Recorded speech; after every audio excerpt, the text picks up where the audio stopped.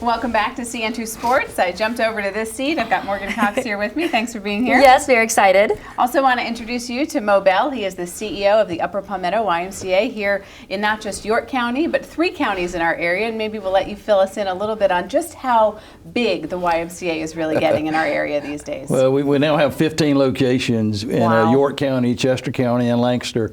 44,000 members that are paying membership dues. So we're very excited about the growth and just trying to keep up, which is hard for a nonprofit, but we're doing pretty good so far. Very exciting. So Mo, I'm new here. I say I'm new. I've been around almost 6 months now, but excited to meet you. I just kind of want to know your history of in the area. I've heard that you announced some football games. What are you involved in?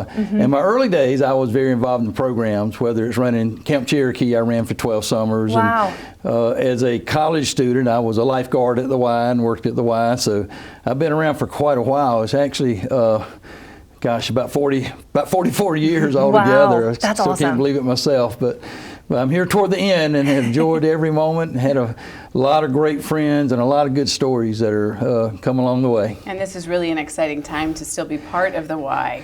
Well, it is, because our board of directors has recognized the growth and has allowed the staff to lead efforts to grow. It's hard to grow a nonprofit. You know, you don't have a lot of capital money, but the new way of operating the YMCA is finding partners, and we found those.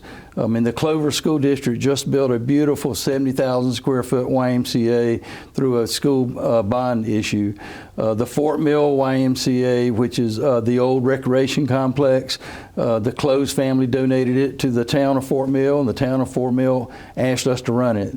The dean at the University of South Carolina at Lancaster had a recreation building, looked a lot like a Y, with an indoor pool and a gym and racquetball, and they've asked us to run it on their behalf. We've been there since December. So there's 3 partnerships of buildings that would have cost $10 or $15 million, but instead partners have asked us to come out and operate them. One thing that you've always had a passion for is really student athletes, and within the YMCA's we have phenomenal facilities, and we want to thank you guys for all the years of sponsoring our Athlete of the Week segment, because that really is a way that we can celebrate not always the best athletes, but that's also what the Y promotes, right? But we want to encourage everyone to get out, whether it's in the pool or the gyms, all of it.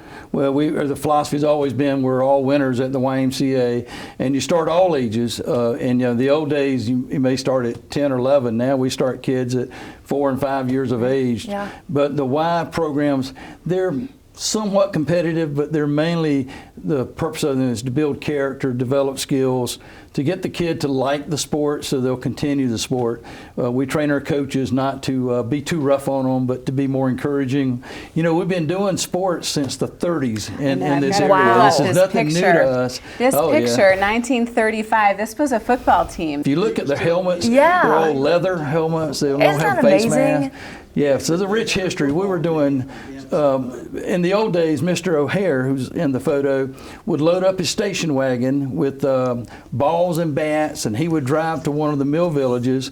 He took a different mill village every day of the week. He'd throw out the bats and balls, he'd toot his horn, and the kids would come running from all around, and they'd play ball all together. Wow. Well, Mo, I just wanted to say thank you, too, for continuing CN2 Athlete of the Week. It's something I'm so excited. I love dabbling my hands in it, and it's great to have you all sponsor it. Well, we're glad that y'all are honoring, recognizing the athletes at a young age. It's so encouraging for them. They need, there's a lot of things tugging at them, a lot of things they could be doing, but playing sports is a great way of having them doing something active, to be physically fit. Too many kids are on the computers or on the, just doing it with their thumbs even. They need to be active, and your encouragement through this program is another way of continuing to keep them on the right path. So wonderful outlet. And last thing before we let you go, you mentioned that you might share the date a little bit of an opening of just another facility that is coming to our area. Yeah, I'll officially announce here we're starting construction in the latter part of March for a brand new state-of-the-art YMCA in Indian, and it will be completed, or scheduled to be completed, I should say, in June of 2020. So it's about a 14-month construction project. So the folks in Indian Land, I know there's no city there. The county rec's doing what they can, but they need a little more help. It'll have an indoor pool. It'll have ball fields. So we'll do some more athletes of the week. Absolutely. We'll be find them looking out there. for there, All right. as well as gym and all the other things. Fitness, of course, childcare. All that will be at the new Y in Indyland. Wonderful. Perfect. The YMCA continuing to expand. Thank you, Mo, for coming in. Appreciate it. And thank you for watching CN2 News. We hope you have a great weekend. We'll see you back here Monday. For over 100 years, the Upper Palmetto YMCA has been at the heart of our community's recreation and athletics. Whether it's hustling with your teammates down the court, covering the bases out on the field, dancing with your new friends, making a splash, or just plain old-fashioned horsing around, the Y helps our future athletes grow, which is why they are pleased to sponsor CN2's Athlete of the Week, presented by the Upper Palmetto YMCA and Southpaw Screen Printing and Embroidery.